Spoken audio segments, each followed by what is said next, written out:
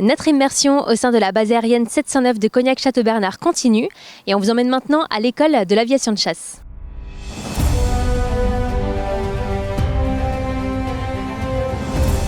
Alors c'est ici que les futurs pilotes de chasse, les moniteurs, simulateurs de vol et navigateurs de combat sont formés. Donc on forme en permanence 200 stagiaires. Et c'est plus de 50 équipages qui sortent de notre école vers les unités opérationnelles par an. La formation, elle dure en moyenne 2 ans et demi pour un pilote et un peu moins de 2 ans et demi pour un navigateur, en comptant la phase d'orientation sur Grop 120. Alors quand ils arrivent ici, les jeunes, ils ont déjà volé, évidemment.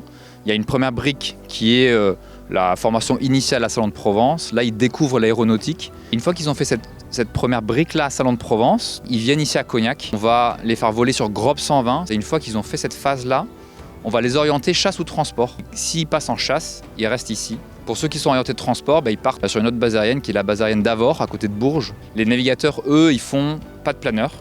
Ils font seulement une phase de vol initiale sur Cirrus.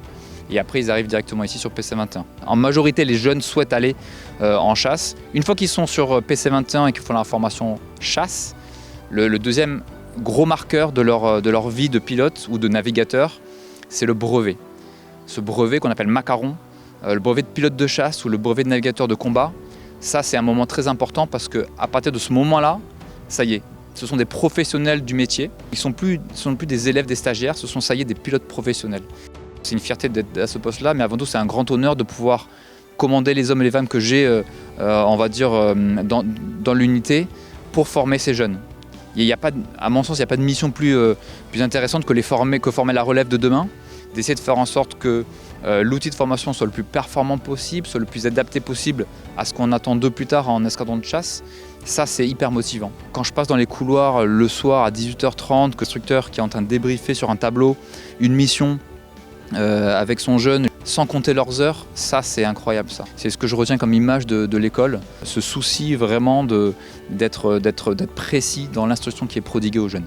Les jeunes ici, ils travaillent dur pour arriver sur avion de chasse, mais ça en vaut tellement la peine. La mission elle est unique, elle est exceptionnelle et vous bosserez avec des hommes et des femmes qui sont passionnés. Il faut tenter, il faut passer cette porte, il faut essayer de voir un petit peu ce qu'il y a derrière, mais ce qui est sûr c'est que c'est une vie d'aventure.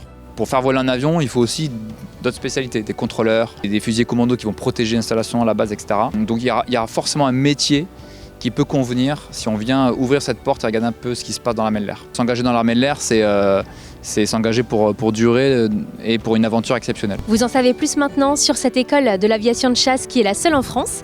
Et dans le prochain épisode, on va aller à la rencontre de ces élèves pilotes qui y sont en formation.